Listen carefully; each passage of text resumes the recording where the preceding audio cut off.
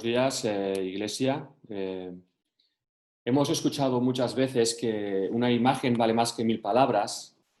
El hecho de ver una cosa, un acontecimiento, es la manera más completa de poder comprender, de asimilar, de creer aquello que nos han explicado, leído o investigado. Y la visión de lo que ocurre es lo que nos reafirma y da certeza de la realidad de lo sucedido. Y en muchas ocasiones cuando vemos es cuando creemos. En nuestro día utilizamos muchas veces la expresión de si no lo veo, no lo creo, o hay que verlo para creerlo. Pero en el reino de Dios el valor y el orden de las cosas es bien diferente de lo que vemos en el mundo en que vivimos. Los pensamientos y los caminos de Dios sabemos que no son nuestros pensamientos ni nuestros caminos. Por ejemplo, mientras en la sociedad donde vivimos la apariencia es muy importante, sabemos que Dios no se fija en ella, sino que más bien mira al corazón. Mientras que cada día vemos cómo se honra a los fuertes y los capaces, en el reino de los cielos Dios se fija y escoge a los débiles, los pobres, y su poder sabemos que se perfecciona en la debilidad. En la sociedad que vivimos, el objetivo de muchos es ser servido, pero en el reino de Dios, el que quiere hacerse grande es el que sirve a los demás. Así que llegamos a la conclusión de que la forma de hacer y pensar del mundo es totalmente diferente a la del Señor. Y lo mismo ocurre con respecto al ver y creer. El mundo nos dice que hay que ver para creer y Dios nos dice, como veremos a continuación, que hay que creer para ver. En la palabra encontramos ejemplos de personas que creyeron aún sin ver, personas como Abraham, que creyó la promesa del Señor aun cuanto no llegó a ver en cuanto a su descendencia. Pero también tenemos a Tomás, que se hizo famoso por no creer en la resurrección de Jesús, hasta que lo vio con sus propios ojos, a lo que Jesús sabemos que respondió: porque me has visto, Tomás, creíste, bienaventurados los que no vieron y creyeron. Para desarrollar esta idea esta mañana vamos a considerar un suceso que se encuentra en los 4 evangelios, un milagro que hizo Jesús. Y os invito a que me acompañéis en la lectura en Marcos capítulo 6, versículos 34 al 44. Marcos capítulo 6, versículos 34 y 44. En este pasaje se nos narra el milagro de la multiplicación de los 5 panes y los 2 peces. Y empezamos en el 34 y dice así el texto. Y salió Jesús y vio una gran multitud y tuvo compasión de ellos, porque eran como ovejas que no tenían pastor. Y comenzó a enseñarles muchas cosas. Cuando ya era muy avanzada la hora, sus discípulos se acercaron a él diciendo: el lugar es desierto y la hora ya muy avanzada. Despídelos para que vayan a los campos y aldeas de alrededor y compren pan, pues no tienen qué comer. Respondiendo él les dijo: dadles vosotros de comer. Ellos le dijeron: que vayamos y compremos pan por 200 denarios y les demos de comer. Él les dijo: ¿cuántos panes tenéis? Id y vedlo. Y al saberlo, dijeron: 5 panes y 2 peces. Y les mandó que hicieron recostar a todos por grupos sobre la hierba verde. Y se recostaron por grupos de 100 en 100 y de 50 en 50. Entonces tomó los 5 panes y los 2 peces y levantando los ojos al cielo, bendijo y partió los panes y dio a sus discípulos para que los pusiesen delante y repartió los 2 peces entre todos. Y comieron todos y se saciaron. Y recogieron de los pedazos 12 cestas llenas y de lo que sobró de los peces. Y los que comieron eran 5000 hombres. Que el Señor bendiga la palabra que acabamos de leer. Cuando leemos este texto y leemos los versículos anteriores a los que hemos leído, podemos comprobar de que el ministerio de Jesús y de los discípulos era frenético. Dice en los versículos anteriores que no tenían tiempo ni para comer y que el cansancio seguramente hacía mella en ellos tanto a nivel físico como emocional. Habían estado atendiendo a personas, acababan de conocer la muerte de Juan el Bautista, habían estado remando y evidentemente necesitaban un descanso y buscaban ese descanso que Jesús les decía que también necesitaban. Pero otra evidencia que vemos en estos textos y en todos los evangelios es que el ministerio de Jesús, tanto sus enseñanzas como sus milagros, estaba impactando de una manera tremenda en toda la nación. Muchos veían en él el cumplimiento de las profecías que estaban anunciando la llegada del Mesías, libertador de la nación, que los iba a librar del yugo opresor del Imperio Romano y les daría paz y un paraíso sin dolor. Y nos dice el texto que Jesús ve la multitud y tiene compasión de ellos. Y cuando observamos con detenimiento esta historia que se repite en los 4 evangelios, nos damos cuenta de ciertos detalles que aparecen en algunos sí y en otros no. Y uno de esos detalles lo encontramos en el capítulo 6 del Evangelio de Juan, donde también se narra este acontecimiento. Y en este pasaje se nos muestra el momento en que Jesús ve la multitud que le ha seguido hasta donde estaba. Y en el versículo 5 y 6 de este capítulo 6 de Juan dice lo siguiente: cuando alzó Jesús los ojos y vio que había venido a él una gran multitud, dijo a Felipe: ¿de dónde compraremos pan para que coman estos? Pero esto decía para probarlo, porque él sabía lo que iba a hacer. Por lo que vemos en la Escritura, Jesús fue en todo momento consciente de la situación que había. Había mucha gente, pero también sabía que no había comida que darles. Jesús fue el primero que se dio cuenta de lo que ocurría incluso antes que los discípulos. Y se dio cuenta antes de que empezara a enseñar y empezara a sanar. Y frente a ello vemos que le hace la pregunta que acabo de leer a Felipe, el cual Jesús ya sabe la respuesta. Y dice el texto que le preguntó para probarlo. Jesús quería saber la respuesta de Felipe. Pero lo que más llama la atención es el final de la lectura, porque dice, porque él sabía lo que iba a hacer. Y comparando los textos paralelos que hablan acerca de este acontecimiento, vemos cómo esto no impidió a Jesús sanar a muchos enfermos que había allí presentes y enseñarles acerca del reino de Dios. Jesús era consciente de la futura necesidad alimentaria de la gente, pero era más consciente de la necesidad presente espiritual de las personas que estaban allí. Seguramente Felipe, cuando escuchó la pregunta que le formuló Jesús, quedaría estupefacto. El pasaje nos dice que el lugar era desierto, la aldea más cercana distaba 17 kilómetros y comprar para tanta gente, los discípulos no tenían el dinero para hacerlo y movilizar a tanta gente para dicho trayecto era impensable. Y Felipe valora la situación, hace el cálculo y responde que con lo que se cobraba por 200 días de trabajo no habría suficiente para comprar la comida necesaria para alimentarlos a todos. Hay un problema. Nos encontramos y se encontraban delante de un problema y había que actuar para hacer frente a ese problema. Si seguimos con el texto, dice que Jesús tuvo compasión de la multitud porque eran como ovejas que no tenían pastor. No tenían un guía, una referencia, unos valores, porque habían sido descuidadas por aquellos que debían haber sido sus pastores, sus líderes en la nación, personas que, como vemos en Mateo 15, 14, Jesús denomina que eran ciegos, guías de ciegos. Aquella gente que estaba ahí atenta con el deseo de escuchar a Jesús eran personas que estaban cargadas de normas, de tradiciones humanas, de mandamientos, no de Dios, sino de hombres. Eran personas oprimidas, sin esperanza. Había una necesidad real y Jesús lo sabía. Y por ello no podía dejar pasar la oportunidad de alimentar primero sus mentes y sus corazones. Jesús era consciente de la situación de la gente y la misma multitud que le seguía sentían también esa misma necesidad y tenían en anhelo de encontrar a un auténtico pastor. ¿Qué hubiéramos hecho nosotros si nos hubiéramos encontrado en medio de una situación así? Quizás hubiéramos racionalizado y hubiéramos calculado las ventajas y los riesgos de la situación. Quizás hubiéramos pensado que era una locura atender a tanta gente porque no habían los recursos suficientes. Pero para poder hacer la voluntad debemos tener la misma sensibilidad que Jesús tenía hacia las personas que lo rodeaban. Y nos encontramos en una sociedad donde vivimos, donde mucha gente anhela encontrar un pastor, donde está buscando un guía, un referente.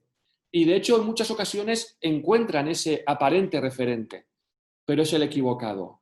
No es el que les puede dar verdadero sentido y esperanza a su vida, que solamente es Jesús. Y la pandemia que estamos sufriendo ahora está incrementando la necesidad en las personas. En muchas de ellas se las tendrá que dar alimento físico porque su economía está y estará bajo mínimos durante tiempo. Pero también observamos una tremenda necesidad espiritual. La gente está buscando algo que llene y que dé sentido a su vida. La gente que nos rodea son como ovejas que no tienen pastor. Son personas que necesitan oír de Jesús, de su amor, de su gracia, de su perdón. Son personas que necesitan ver referentes en nosotros. Personas que necesitan ver en nuestras vidas cómo reflejamos a Cristo y que esto les atraiga hacia el Señor. Es evidente que el Señor nos puede confrontar con preguntas y situaciones que en apariencia no tienen solución a lo largo de nuestra vida. Y quizás ahora en este momento, cuando parece que todo se está descontrolando, cuando parece que todo se escapa de nuestras manos, es posible que Jesús también nos esté haciendo preguntas. Preguntas a lo mejor a nivel personal, pero que también nos está haciendo preguntas a nivel de iglesia. Todo lo que viene en el futuro parece que sea una incertidumbre, no sabemos lo que va a ocurrir, sabemos y estamos viendo que no podemos planificar nuestra vida, hemos visto cómo la iglesia ha tenido que cerrar y aparentemente podemos pensar que tenemos pocos recursos. Pero en medio de todo ello, como vemos en el texto, podemos tener la certeza y la tranquilidad de saber que Dios ya sabe lo que va a hacer. Y eso es algo que debemos creer firmemente. Dios ya tiene determinado en su soberanía y poder el plan que tiene para nuestras vidas, el plan que tiene para la iglesia, el plan que tiene para cada uno de nosotros. Jesús sabía y conocía la necesidad y de hecho él la vio antes que los discípulos. Y volviendo al texto, vemos cómo pasan las horas y Jesús está enseñando, está sanando a todos aquellos que se acercan a él. La gente está atraída por la autoridad de su enseñanza y cuando ya el día declina encontramos la actitud de otro discípulo también en el capítulo 6 de Juan. Aparece Andrés, hermano de Simón Pedro, el cual vemos cómo hace un inventario rápido de los recursos que tenían y entre tanta gente encuentra un muchacho que tiene 5 panes de cebada y 2 pescados. Ya que no tenemos dinero suficiente, a ver qué tenemos de comida para repartir, debió pensar Andrés. Y el resultado es desolador, ¿verdad? 5 panes y 2 peces para tanta gente. Algo que podían comer a lo mejor entre unos pocos. Y es curioso, ¿no?, que hubiera un muchacho entre toda la multitud que parece que fuera el único previsor, el único precavido en medio de toda la gente, ¿no? Posiblemente llevaba comida para su sustento, posiblemente también fuera un muchacho que fuera pobre porque llevaba pan de cebada, que era el pan que comían los pobres. Pero vemos en el texto que este muchacho, con sus recursos limitados, ofrece lo que tiene para que la multitud sea alimentada, aun siendo pocos recursos. Y cuando vemos la actitud de ese muchacho, esto nos tiene que hacer reflexionar. Podemos pensar que es poco lo que podemos dar para el Señor. Podemos llegar a pensar que no es suficiente para la inmensidad de su obra. Podemos llegar incluso a pensar que nuestro don o dones son menos importantes que otros dones que puedan tener otros hermanos en la iglesia, que son menos vistosos, que son menos influyentes. Y cuando tenemos esa actitud es un impedimento para creer. Y empezamos a excusarnos como hizo Moisés cuando fue llamado por el Señor para liberar a su pueblo. Y tenemos nuestra vida enfocada en nosotros, en lo que podemos hacer nosotros, y no tenemos la vida enfocada, nuestra mirada enfocada en aquel que todo lo puede y que nada es imposible. Sabemos que el Señor nos dice en su palabra que la responsabilidad hacia el servicio y el ministerio, lo que podemos ofrecer para el reino, es justamente aquello que el Señor nos ha dado. No nos exige más. Y cuando pienso en esto, me viene a la mente el ejemplo de aquella viuda pobre que echó en el arca de la ofrenda 2 blancas. Aparentemente muy poco comparado con los ricos que echaban mucho, y sabemos la respuesta de Jesús hacia sus discípulos al decirle que esta mujer había echado mucho más que aquellos, porque ellos echaban de lo que les sobraba, mientras ella de su pobreza echó todo lo que tenía, su sustento. Así que reflexionemos en el ejemplo de este muchacho anónimo, que no sabemos su nombre, pero que dio todo lo que tenía. Aparentemente poco, 5 panes y 2 peces, como una ofrenda a Jesús, como una ofrenda al Señor para alimentar toda la multitud. Y esa fue la actitud del muchacho. Creyó, ofrendó y vio.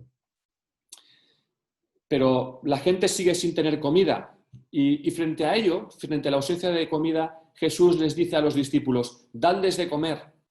Y no es una sugerencia lo que le está diciendo Jesús, los está ofreciendo un mandato directo, dadles de comer a la multitud. Anteriormente, el consejo de los discípulos había sido que lo mejor que podía hacer Jesús era despedir a la gente para que fueran a comprar ellos por los campos y las aldeas de alrededor para que pudieran comer. Y a veces, cuán fácil es caer en querer encontrar la solución que nosotros podemos pensar es la más conveniente. Pero, sin embargo, la solución que nosotros podemos pensar que es la mejor es totalmente contraria a los designios, a los planes del Señor. La decisión y el pensamiento de los discípulos estaba basada en la lógica y no en la fe. Estaba basada en lo que veían y no en lo que debían creer. Y la diferencia con Jesús era notoria. La misma multitud que despertaba compasión del Señor era una molestia para los discípulos. Jesús, como el buen pastor, hacía suyo el problema de la gente. Y los discípulos, si querían seguir a Jesús, debían aprender este principio. Pero sabemos que es en medio de la pobreza donde el Señor obra con mayor claridad y poder.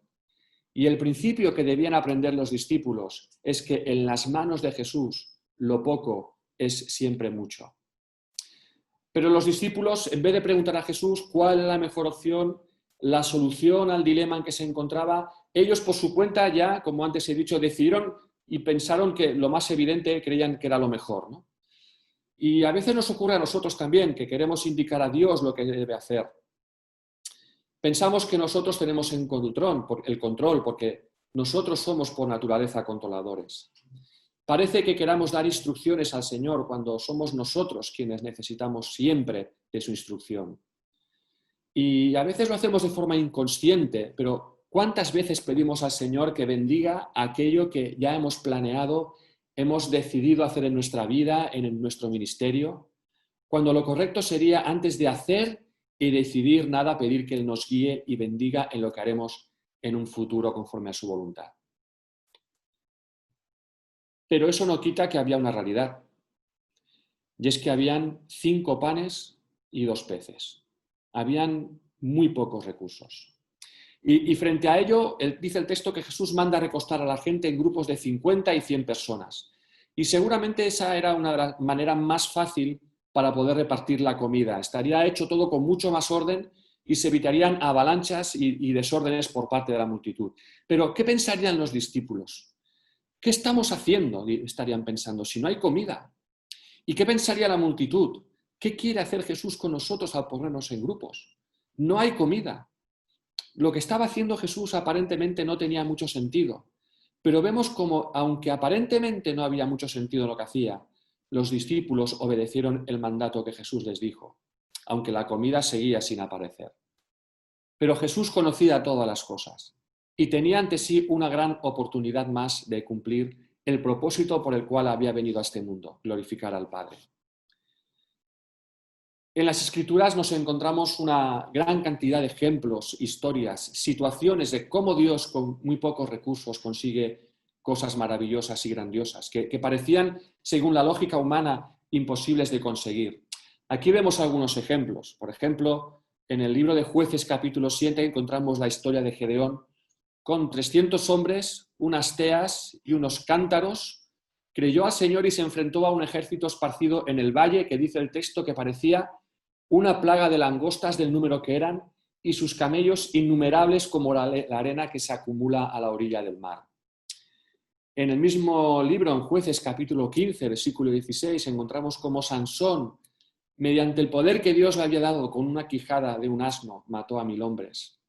En Éxodo capítulo 4 también encontramos a Moisés, como con la vara que tenía en su mano realizó prodigios con el poder de Dios. Encontramos en Primera de Reyes capítulo 17 una mujer idólatra, viuda, pobre, en Sarepta de Sidón, que creyó y dio de comer a Elías con un puñado de harina y un pozo de aceite cuando no tenía más recursos. Conocemos la historia de David también en Primera de Samuel capítulo 17, como con una honda y una piedra derrotó a un guerrero aparentemente invencible. En el Nuevo Testamento encontramos en Mateo 13, cuando Jesús está enseñando que el reino de los cielos es como un pequeño grano de mostaza, que es sembrado, pero que cuando crece se convierte en un frondoso árbol. Encontramos en 2 Corintios capítulo 8 una iglesia como la de Macedonia, con pocos recursos económicos, pero ofrendó. Y encontramos 12 hombres vulgares, que iniciaron con el poder del Espíritu llevar el Evangelio desde Jerusalén, Judea, Samaria y hasta lo último de la tierra. Una vara, una quijada, un poco de harina y aceite, un grano de mostaza, una piedra. Es increíble, ¿verdad? Las cosas de las cuales Dios se vale y utiliza para hacer grandes cosas, grandes milagros, ¿verdad? Porque la clave no es el milagro en sí, no es la cantidad y grandeza de los recursos que podemos aportar, sino la grandeza de nuestro Dios. La aritmética en el reino de Dios para que dé resultado no está en lo que nosotros podemos aportar, que es más bien poco. Lo importante de la operación de multiplicación es el valor infinito de nuestro Dios, que da como resultado siempre algo infinito. Un ejemplo conocido, una historia que conocemos, creo que la mayoría, el llamado padre de huérfanos, George Muller. Cómo este hermano en la fe creyó aún sin ver. Teniendo mínimos recursos, al final vio la bendición del Señor, multiplicando orfanatos donde hospedar hasta 2000 niños necesitados. Oró, conoció al Señor, confió en Él, creyó en Él, actuó y vio. Y en nuestra vida y en esta mañana la decisión es nuestra. Podemos ser derrotistas como fueron los discípulos y querer buscar nuestras soluciones lógicas frente al problema. O podemos ser como el muchacho o los ejemplos que acabo de mencionar, dar y utilizar lo que tenemos. Lo que el Señor nos ha dado, aunque aparentemente sea poco, creyendo que Él lo va a utilizar multiplicándolo de forma milagrosa.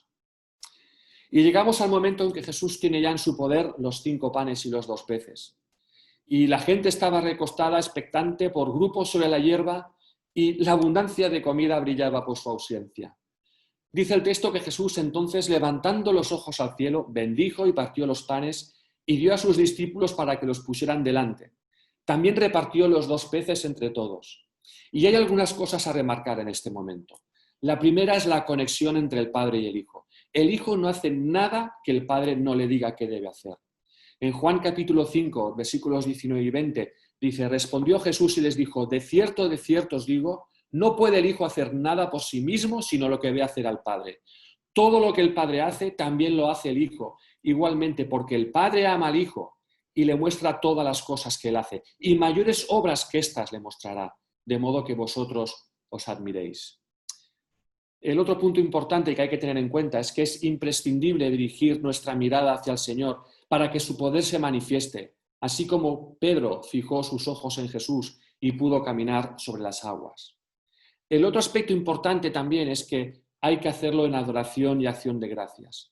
Hay que estar convencidos de que Dios va a actuar. Y Jesús bendijo, Jesús dio gracias, Jesús adoró, porque sabía que el milagro iba a suceder. Estaba convencido, tuvo fe en ello porque conocía al Padre.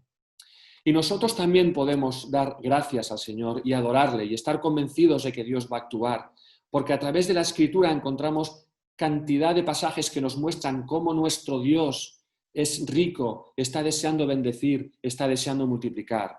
Por ejemplo, Santiago en su carta, en el capítulo 1, versículo 17, dice que toda buena dádiva y todo don perfecto desciende de lo alto, del Padre de las luces, en el cual no hay mudanza ni sombra de variación. O Pablo en su carta a los Filipenses nos dice que mi Dios pues suplirá todo lo que os falta conforme a sus riquezas en gloria en Cristo Jesús. Jesús era consciente de las riquezas del Padre, sabía de su poder, su infinita capacidad de dar a sus hijos a aquellos que necesitan. Y al conocer cómo es nuestro Dios, creemos aun cuando no veamos. Y en ese momento la adoración, la acción de gracias surgen de nuestro corazón y de nuestros labios. Hay que creer para ver. Jesús creyó al Padre y nosotros también debemos hacerlo si queremos ver. Así que vemos que el milagro era un hecho.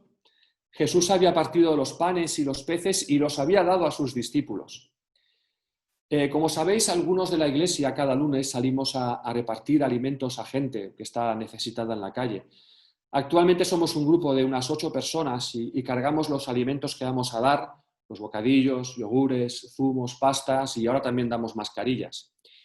Y actualmente estamos atendiendo, después del parón por la pandemia, a unas 60 personas y subiendo. Y vamos cargados, aprovechamos carros de la compra, grandes bolsas para llevar lo necesario para poder alimentar esa noche a las personas. Somos 8 y vamos cargados para 60 personas. ¿Os imagináis a 12 para alimentar a 5.000 hombres, más mujeres y niños?